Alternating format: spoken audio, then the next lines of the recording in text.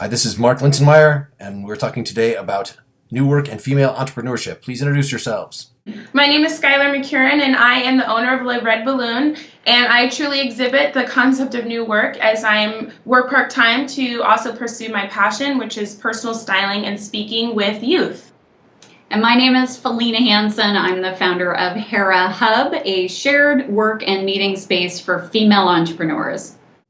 All right, so Felena, tell us more about Hera Hub to get started with. How does this embody one of the key aspects of new work that is making your work life into your passion?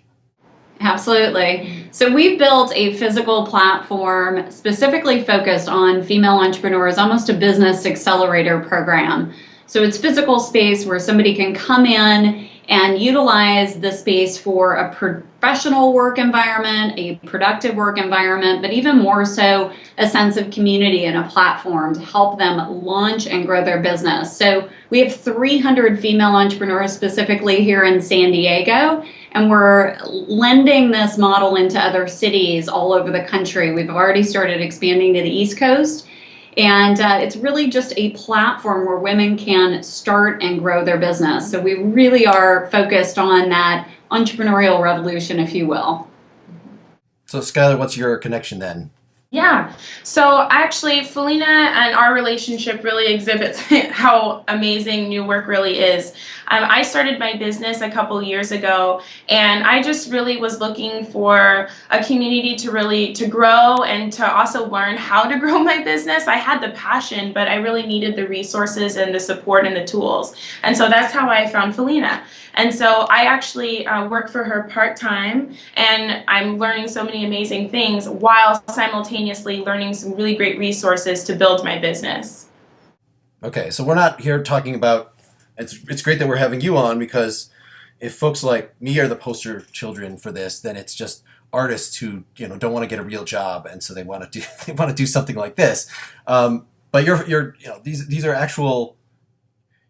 You're still focused in your business on creating things of use to other people. You're contributing to the economy in somewhat of a traditional way in that respect, but you're trying to do it in such a way that will not kill you, will not deaden your spirit.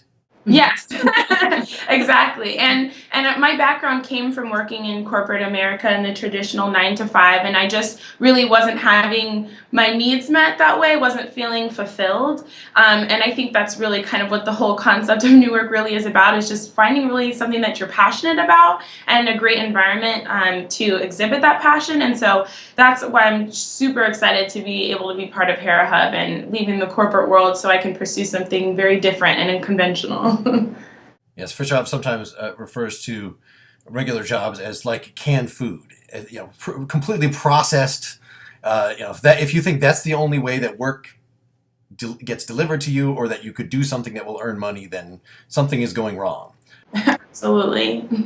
But just to tell everybody, okay, just go out and be an entrepreneur. I mean, for one thing, most startup businesses fail, so this is not a solution for everybody. And just having the resources to figure out where there's a niche, what you actually would be excited about doing for that many hours a day, and how to actually go about doing it. Well, that seems to be one of the things, Felena, that you advise folks on, right? Absolutely. You need to find community. We're not meant to live in isolation. We just aren't. And women especially, we're natural community builders. Stick somebody in their spare bedroom with their cat. Myself, for 8 years, running a business out of my home office, I had a marketing company. And it really is hard to innovate, it's hard to be creative, and it's hard to find the right resources. You need to build a website. Well, where do you go, and who do you trust, and how can you make sure that you're getting something that you need at a price that's fair? And so building this supportive community, wherever you can find it, community is important. And to your point, a lot of businesses fail, usually about 50% in the first year. But those stats rise significantly if you give people resources and access to community to help them build a solid foundation for their business. And how does the economic aspect of community work? Is it just you're providing a service that is taking a portion of their proceeds? How does it actually work in terms of the people you're advising starting up businesses? Absolutely. So it's a membership model, kind of like a gym with a lot of flexibility. So most of our members want to continue to have a home-based office, but they want the option of having professional space to meet a client, to do a conference call, to be able to, have a professional meeting space on a very flexible basis. And they're also looking for that productive place to work. If folks have children at home or pets or things of that nature, sometimes it's a little hard to focus and kind of accomplish what you need to do in a short period of time. So our members on average say they're 60% more productive when they work out of our space. And not only that, again, they're finding the resources and community that they need to really grow their business.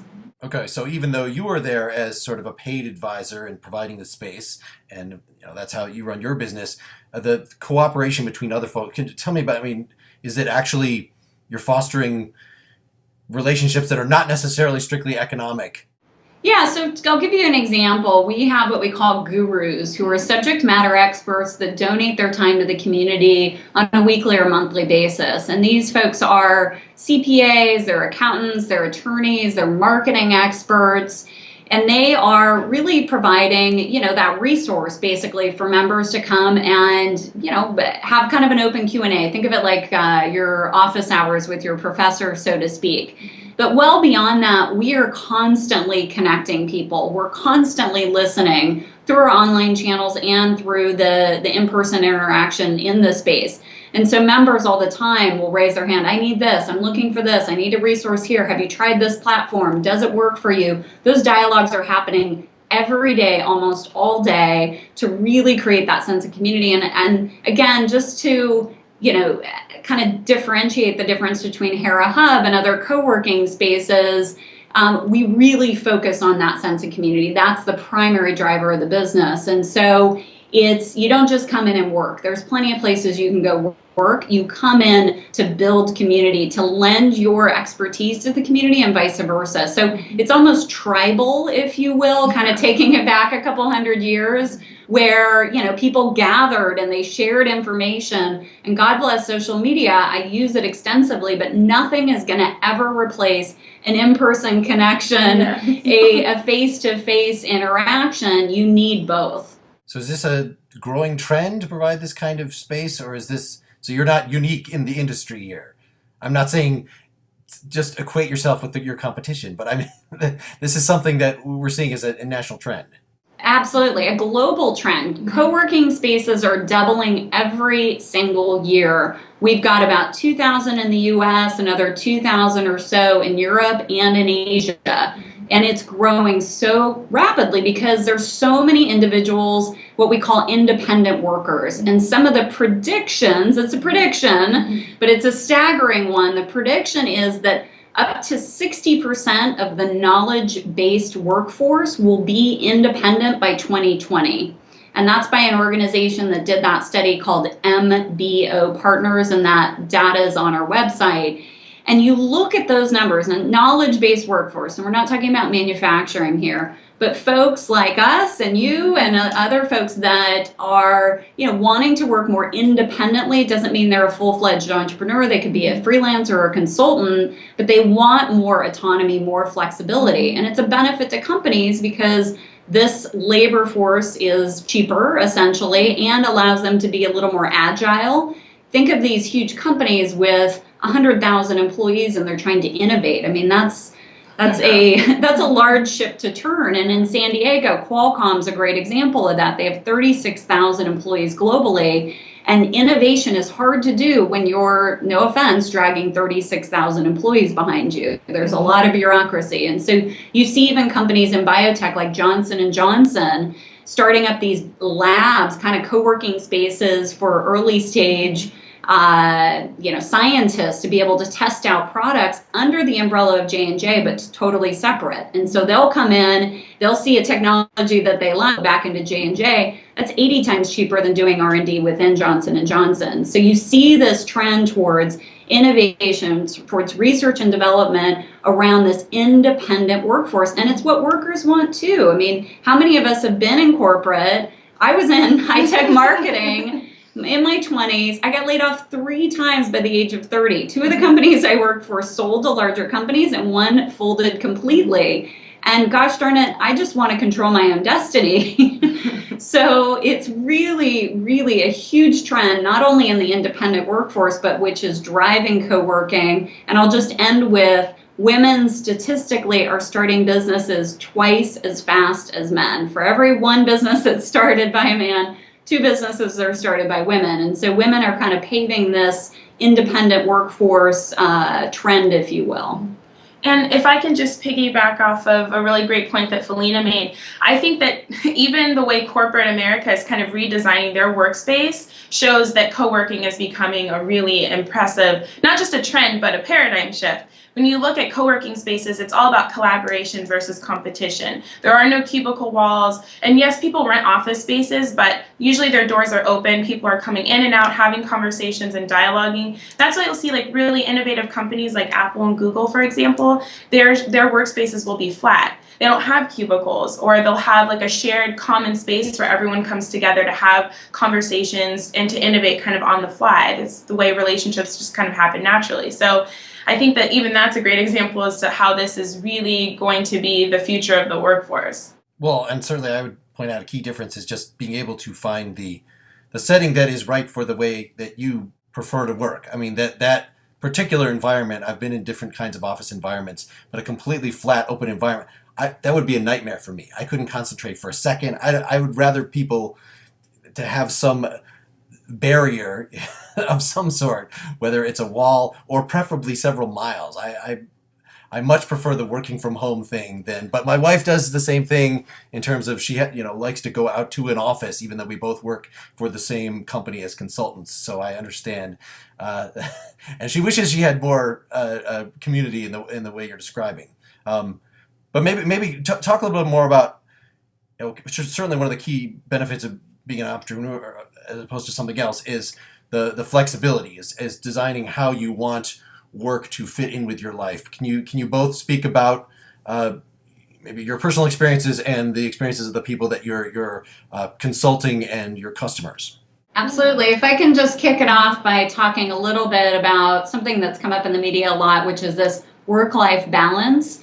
I don't agree with that. I call it work-life integration. And so it ties back to finding something that you're passionate about, loving what you do, and really incorporating that into your life, which this is what I've done with my business 100%. And so the flexibility is incredible. I can work when I want, where I want, with whom I want, how I want. And that's what our generation and the next generation, like Skyler's, is really demanding, and what employers, if they want to keep good talent, are going to have to be flexible to. And I'll let you kind of talk a little bit about your flexibility and what you do, Skyler. Yeah. So in terms of work-life balance, it's kind of like my life is modeled after like the need in terms of what I need to do for my business. So some weeks will be a little bit slower for me and I'll have more time to kind of do different things that I enjoy doing. But other times that means working on weekends or working really late. But it's amazing to have the actual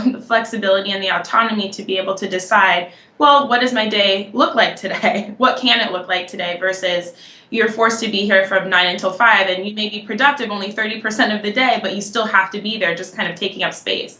I'm here when I'm productive, and if I'm not productive, then I can do something else. And Scott, weren't you saying at the beginning something about how you work a little to support yourself, and then you're doing this business too that is your passion? So talk about the structure of those things, that you're actually pursuing more than one paid activity, but one can be maybe more risky because you've got the fallback there. How do you balance that without then having to work 14 hours? Or it sounded like from hearing Skyler hearing Felena on the other interview that she doesn't mind working 14 hours because she enjoys it so much. For me, one of the advantages of the whole system is supposed to be reducing the sum total of hours that you actually have to do this stuff, so that if the thing that you're passionate about, one of the things that you want to spend more time on is hanging out with your kids or your pets or doing community service or something that there's no chance that that's going to pay at all, then you have that option. Mm-hmm. Well, you bring up a really great point. But what I do, and including my part-time work, is things that I'm really passionate about. So things that I absolutely love. Like, I believe in Hera Hub. I believe in this business. I believe in the movement that Felena is spearheading. And so once again, it's just like two separate projects that I'm equally passionate about that I devote both my attention to equally.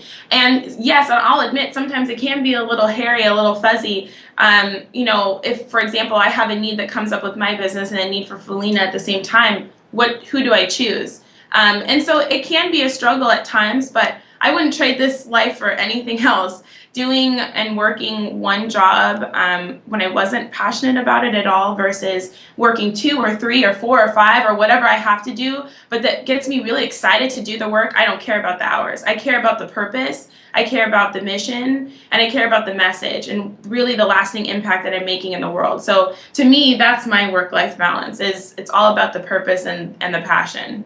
So what about job security? I would think that would be the thing that people would raise as the immediate objection to all this. Is it just that job security is not going to be available anyway? So remember, Mark, job security. Laid off 3 times in my 30s.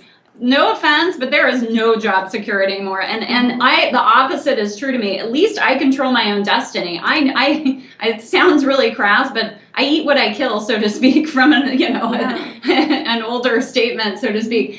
I'm going to work hard. I'm passionate about what I do. To me, that's 10 times more job security than putting my entire fate, my entire livelihood in somebody else's hands to have them make an idiotic decision that I don't agree with, that now puts me out on the street. So no, seriously, I just want to say amen to that. That is so true.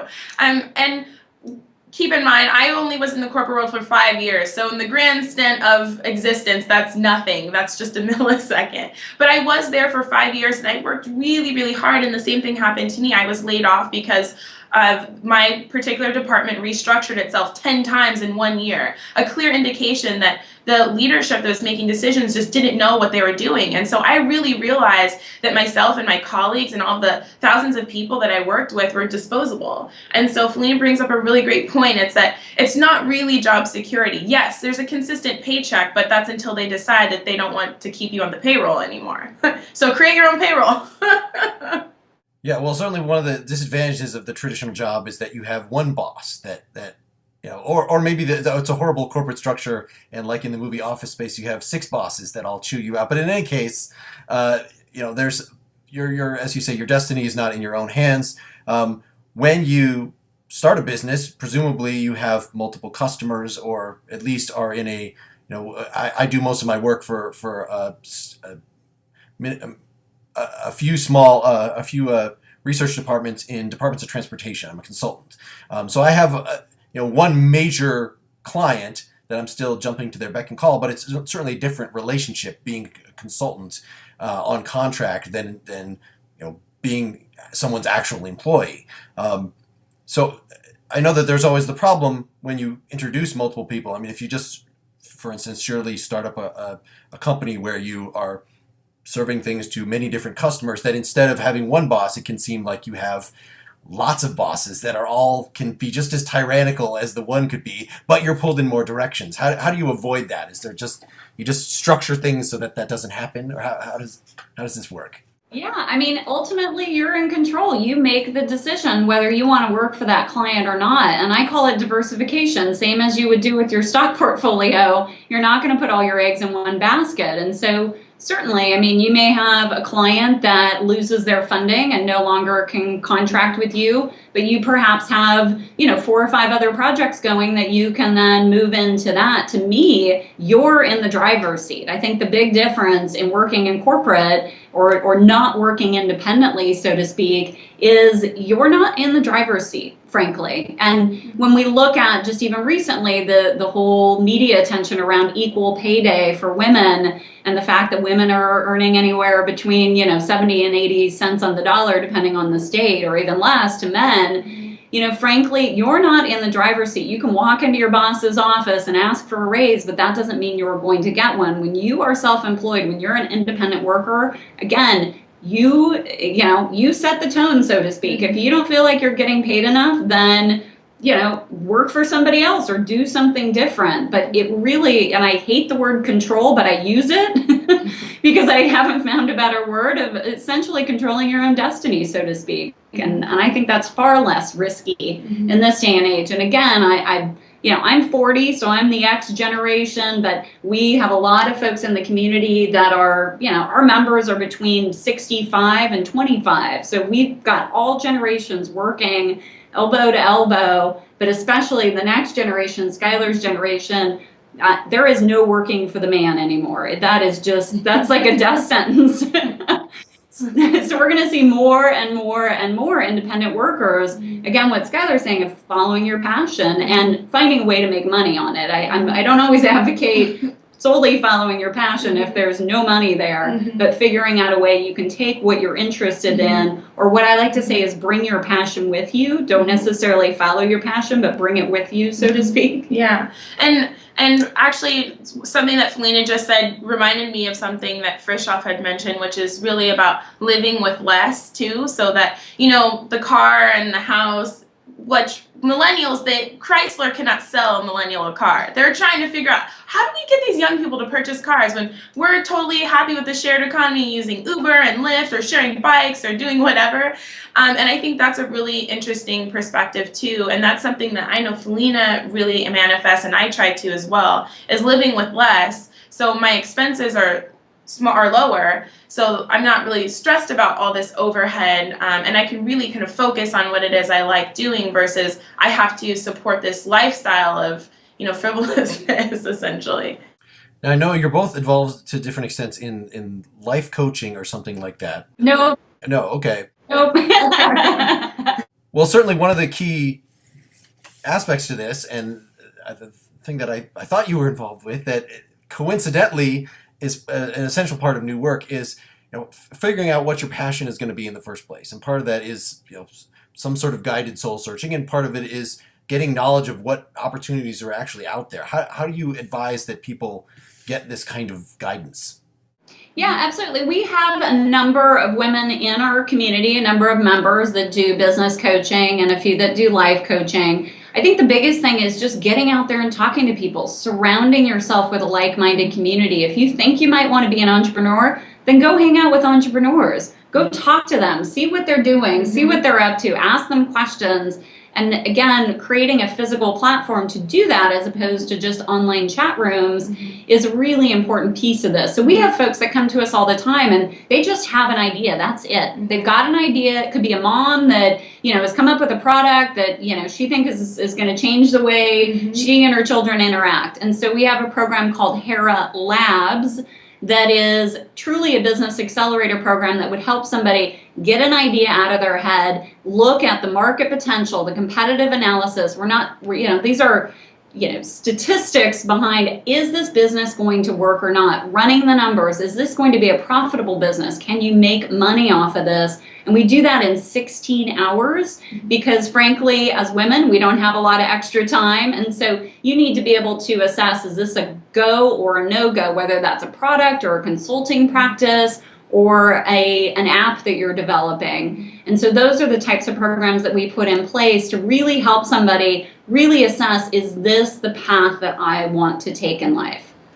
And also, if I might add, Felena also created a really amazing program, the Hera Hub Ambassador Program, too. So we had a lot of people who actually kind of work for trade. They work at the front desk, but they don't have jobs, or they're looking, or they're in transition trying to figure out what it is that they want to do. And so we just had 3 amazing ambassadors that found jobs with really great organizations, Amazon and Apple, and I can't remember the other one, but and actually doing something a little bit different than what they had originally planned. But through the resources and through conversations with different members here and members that have different positions and work in different industries, they're able to kind of see all these other opportunities and job offers versus just kind of that one avenue that they were really focused on too. So that's another really great example as to what we're doing to kind of help people and support them transition, figure out what they want to do.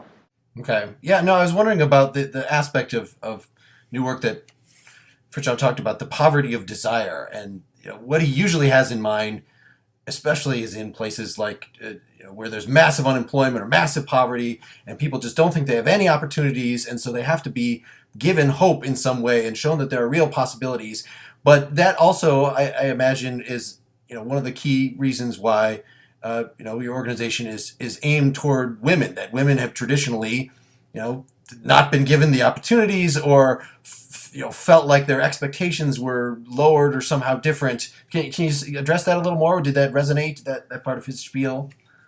So there is a big trend globally around microcredit, and I know I've been involved throughout certain points in my career in what we call small loans to women in developing nations, and specifically women is the target a lot of times in these initiatives, because it has been found through lots of research that women typically, when they get, say, $200, will utilize the money more so for buying a flock of goats or producing something for their community and providing for their family, is really the focus specifically for women that are starting businesses in developing nations.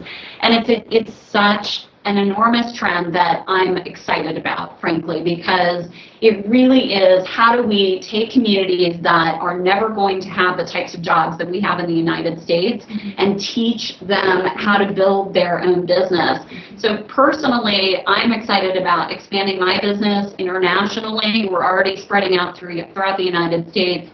Again, creating a physical space where women can come together. We've already had a number of requests in Dubai and Tokyo and throughout Western Europe. I'm going to speak at a startup conference in Lima, Peru this September. My angel investor is from South America. She's from Venezuela. And so when you look at these opportunities, not only for women in the United States, but women globally, to really kind of take control of their future and create something that they are not only passionate about, but can also make money at while providing for their family and their community, it's just fantastic. I love Prashant when he spoke about that and the use of 3D printers and just the changing technology. It's mind-blowing. I'm so excited about it. All right, so a pretty essential part of this is getting a proper education system that will put people in the mindset that they're not just waiting to be served up a job by industry, that they have the resources to go out and figure out what they want and find the opportunities. Can you speak a little bit about what you've been doing with education? Yeah, and just to elaborate on what you had just said, I think our education system mimics kind of the corporate setting, where it's you come in and we usher you through grades and you make it to the end, and it's kind of a 9-to-5 system, and you recite and memorize. It's just kind of like the same repetitious cycle, not really thinking about how, when you're a little kid, you even have conversations about what are you passionate about, what gets you really excited, and showing kind of the different opportunities of a lifestyle versus just working a 9-to-5 job kind of thing. So one of the amazing things about Hera Hub is we partner with a lot of local nonprofits, one of them being the Monarch School, which is a school that supports children that have been impacted by homelessness. And so Felena, myself, and a couple of our members came together and said, hey, we'd love to lead an entrepreneurship class after school. So we led a 7-week program that was extensive, about 2 hours once a week, and the kids would come, and it was their own elective. They came out of their own volition to come after school and just to learn all about running a business, about branding, about mission statement, vision, financials. We taught them absolutely everything, and really trying to help them also apply it to what they're going through in their own lives, their ideas of running a business and starting projects. So that's something that we're really passionate about too, is not just spreading entrepreneurship and this idea of new work with our own generation, but also about the future. And that extends into, I've had a lot of conversations, Mark, with professors who are leading entrepreneurship programs at many of the local colleges here in San Diego, but also across the country. And there's a big push. When you look at, there's more and more programs that universities are offering around entrepreneurship. It's a big trend in education, both in high schools as well as colleges. But interestingly enough, when you have your typical pitch competition, as a lot of programs have, the participation numbers of girls or women, college-aged women, are like 5 to 10% in those pitch competitions. And I've been talking to professors and directors of specifically the Love and Entrepreneurship Center here at San Diego State, and then instructors in Illinois and other states that have contacted us to say, how do we get more young women engaged in entrepreneurial programs, and specifically these pitch competitions? And I think fundamentally, it really ties back to the approach that women take to business and men take to business. And because business has been relatively male-dominated and is obviously is changing, which we need both. We need opinions and expertise from both sexes in business. But women take a much more collaborative approach. You even said it yourself, Mark. You're like, that sounds like a nightmare to go in and be around a bunch of other people. but no offense, you're not my target customer. Your wife is, going out once a week to have some interaction with other like-minded people who, frankly, it's inspiring to see other women growing and pushing and finding new ways and building. Our members say that all the time. It's contagious. They miss coming because they need that energy. And women are very collaborative. I mean, go back, and we're the ones building fires and caring for families while the men are out on the range hunting. And again, the pitch competition that is kind of known in the tech segment in entrepreneurship is not something that women gravitate to. And so my suggestions for some of these folks running these programs at the university level is look at something different. Look at something that is not quite as competitive, but more about collaboration. All right. Well, thank you so much to both of you for coming on here. One of the things that Fritjof is concerned on an ongoing basis with is all this new work stuff. Is it realistic at all? It's just people, we're just in our jobs and we're unsatisfied and we're kvetching about how we wish things were differently. But, you both seem to be actively living at least one part of this dream. Now, to my mind, as the guy who wants to be spending more time playing music and things, it still seems like, well, but that's still, if I'm doing entrepreneurial work, it's still, I'm in a sense worrying about money. Now I know that finding something you're really passionate about means you're actually not thinking explicitly about money anymore, which is good. That if you have a really terrible job, you're really just like, I made $5 this hour. What will I make the next hour? That you have to think of it in terms of that. That's the only the way that the work itself can even feel like it has any value.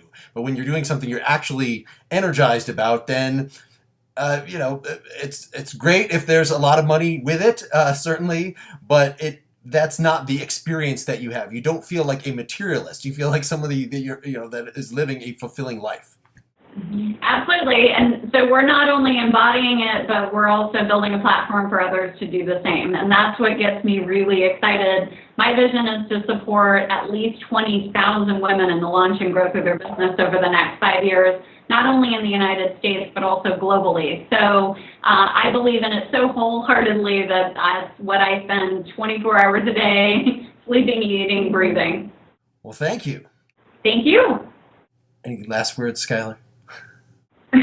Yeah, well, I've done a lot of I've done a lot of research and study around like millennials and Gen Y, and even so much so that myself and a group of friends of mine, we put together a leadership conference called the Our Gen Y Non-Conference for millennials to come and to hear from different generations in a variety of fields, so in the public sector, the private sector, and entertainment and media.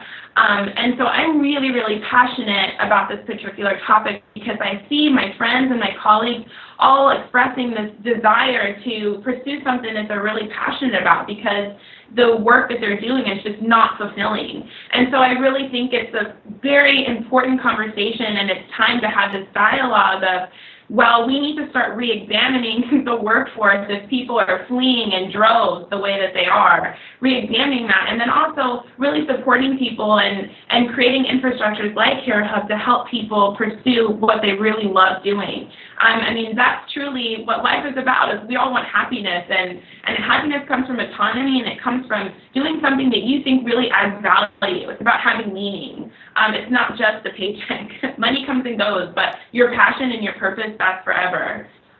So I'm really excited to be having this conversation. It's about time we're having it.